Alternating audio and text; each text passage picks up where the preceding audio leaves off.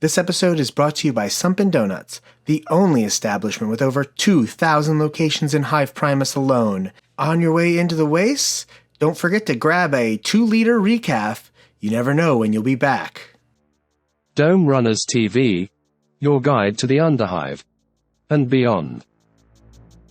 Hey there, Scabby Scummers and Gangers, Crimson Oracle here with another episode of Dome Runners TV, and today we are going to be looking at another one of the tiles that I made for my Necromunda board. This one is not quite as, specialized as the other tiles in the board. It's one of several planned, more basic tiles that I have worked out for this board. It's the only one that I've actually made of the basic ones because making the specialized ones is just so much fun. But I definitely am planning to do more that are, a little bit less busy. And this is one of them. This is a depot tile that I did in order to kind of go along with the tile that is got the crane on it. So they are sort of sisters and generally will be put on the board together.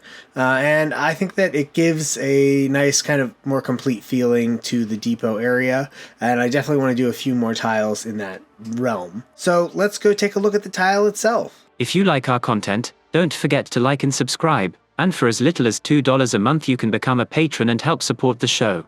For the second tile in the depot, I wanted to have something that would present, a little bit of an interesting environment for fighters to deal with.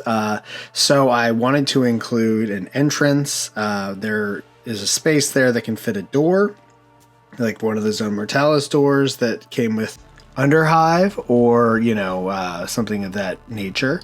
And then I went ahead and installed lighting in the columns and underneath the various containers with the hopes that it would make those spaces feel a little bit more interesting when people try to actually play in them.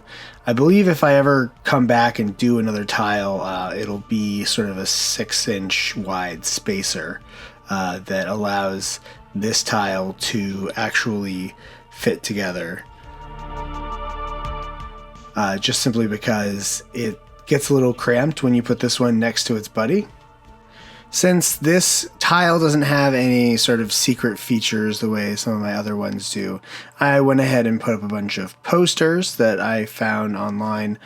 Special thanks to Carl Johnson, Underhive Art, for his wonderful sheets, as well as a few others.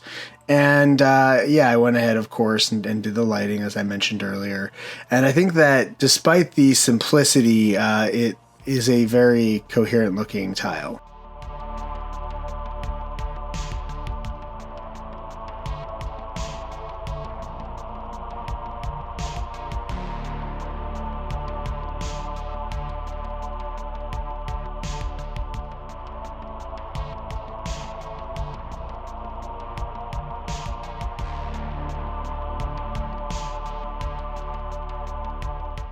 When the two tiles go together, you really get a sense of the kind of scale of this table.